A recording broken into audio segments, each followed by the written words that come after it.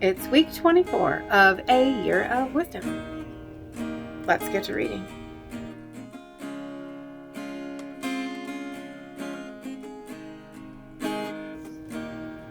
Day 165. Job 15. Then Eliphaz the Temanite answered and said, Should a wise man answer with empty knowledge and fill himself with the east wind? Should he reason with unprofitable talk, or by speeches with which he can do no good? Yes, you cast off fear and restrain prayer before God. For your iniquity teaches your mouth, and you choose the tongue of the crafty. Your own mouth condemns you, and not I. Yes, your own lips testify against you. Are you the first man who was born? Or were you made before the hills? Have you heard the counsel of God? Do you limit wisdom to yourself? What do you know that we do not know? What do you understand that is not in us? Both the gray-haired and the aged are among us, much older than your father. Are the consolations of God too small for you, and the word spoken gently with you? Why does your heart carry you away, and what do your eyes wink at? That you turn your spirit against God, and let such words go out of your mouth. What is man that he could be pure? And he who is born of a woman that he could be righteous? If God puts no trust in his saints, and the heavens are not pure in his sight, how much less man who is abominable and filthy, who drinks iniquity like water? I will tell you, hear me. What I have seen I will declare, what wise men have told, not hiding anything received from their fathers, to whom alone the land was given, and no alien passed among them. The wicked man rides with pain all his days, and the number of years is hidden from the oppressor. Dreadful sounds are in his ears. In prosperity the destroyer comes upon him. He does not believe that he will return from darkness, for a sword is waiting for him. He wanders about for bread, saying, Where is it? He knows that a day of darkness is ready at his hand. Trouble and anguish make him afraid. They overpower him like a king ready for battle, for he stretches out his hand against God and acts defiantly against the Almighty, running stubbornly against him with his strong embossed shield. Though he has covered his face with his fatness and made his waist heavy with fat, he dwells in desolate cities and houses which no one inhabits, which are destined to become ruins. He will not be rich, nor will his wealth continue, nor will his possessions overspread the earth. He will not depart from darkness. The flame will dry out his branches, and by the breath of his mouth he will go away. Let him not trust in futile things, deceiving himself, for futility will be his reward. It will be accomplished before his time, and his branch will not be green. He will shake off his unripe grape like a vine, and cast off his blossom like an olive tree. For the company of hypocrites will be barren, and fire will consume the tents of bribery. They conceive trouble and bring forth futility. Their womb prepares deceit. Proverbs 14. The wise woman builds her house, but the foolish pulls it down with her hands. He who walks in his uprightness fears the Lord, but he who is perverse in his ways despises him. In the mouth of a fool is a rod of pride, but the lips of the wise will preserve them. Where no oxen are, the trough is clean, but much increase comes by the strength of an ox. A faithful witness does not lie, but a false witness will utter lies.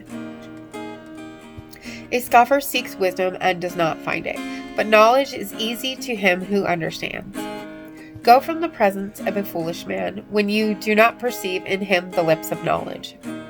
The wisdom of the prudent is to understand his way, but the folly of fools is deceit. Fools mock at sin, but among the upright there is favor. The heart knows its own bitterness, and a stranger does not share its joy. The house of the wicked will be overthrown, but the tent of the upright will flourish. There is a way that seems right to a man, but its end is the way of death. Even in laughter the heart may sorrow, and the end of mirth may be grief. The backslider in heart will be filled with his own ways, but a good man will satisfy from above. The simple believes every word, but the prudent considers well his steps. A wise man fears and departs from evil, but a fool rages and is self-confident. A quick-tempered man acts foolishly, and a man of wicked intentions is hated. The simple inherit folly, but the prudent are crowned with knowledge. The evil will bow before the good, and the wicked at the gates of the righteous. The poor man is hated even by his own neighbor, but the rich has many friends. He who despises his neighbor sins, but he who has mercy on the poor, happy is he. Do they not go astray who devise evil? But mercy and truth belong to those who devise good. In all labor there is profit, but idle chatter leads only to poverty. The crown of the wise is their riches, but the foolishness of fools is folly. A true witness delivers souls, but a deceitful witness speaks lies.